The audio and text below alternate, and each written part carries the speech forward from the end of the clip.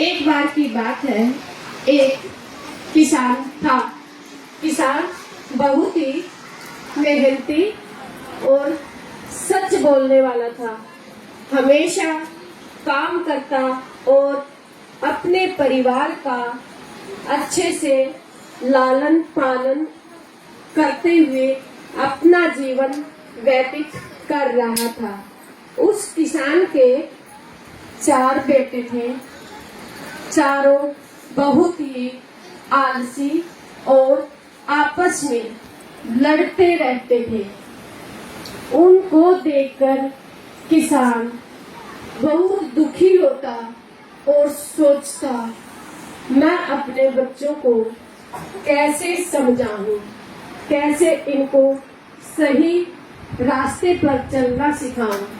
कभी सोचते सोचते किसान के दिमाग में एक उपाय आया और उसने एक लकड़ी का गट्ठर मंगवाया और फिर उसने अपने चारों बेटों को अपने पास बुलाया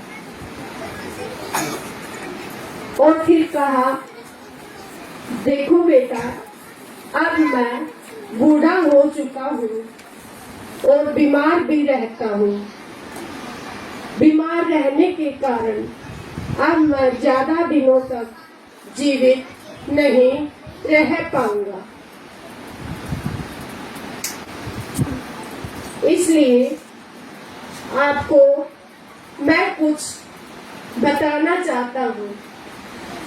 ऐसा करके किसान ने उस लकड़ी के गट्ठर में से एक एक लकड़ी अपने चारों बेटों को दे दी और चारों बेटों को वो लकड़ी तोड़ने के लिए किसान ने अपने चारों बेटों को एक एक लकड़ी देकर कहा, अब इस लकड़ी को तोड़ कर दिखाओ। चारों बेटों ने लकड़ियों को तोड़ दिया और कहा, लो पिताजी, हमने इन लकड़ियों को तोड़ दिया। फिर किसान ने लकड़ी का गट्ठर उठाया और अपने बड़े बेटे को देखकर कहा, इस लकड़ी के गट्ठर को तोड़ कर दिखाओ। लेकिन वो गट्ठर नहीं तोड़ पाया। फिर उसने अपने दूसरे बेटे को लकड़ी का गट्ठर देकर कहा कि इस गट्ठर को तोड़ कर दिखाओ। उससे भी वह गट्ठर नहीं टूटा। फिर उसने अपने तीसरे बेटे को दिया। तीसरे बेटा भी इस गट्ठर को नहीं तोड़ पाया। फिर उसने अपने चौथे बेटे को कहा, आप इस गट्ठर को तोड़ कर दिखा दो। तो वह भी उस गट्ठर को नहीं तोड़ पाया।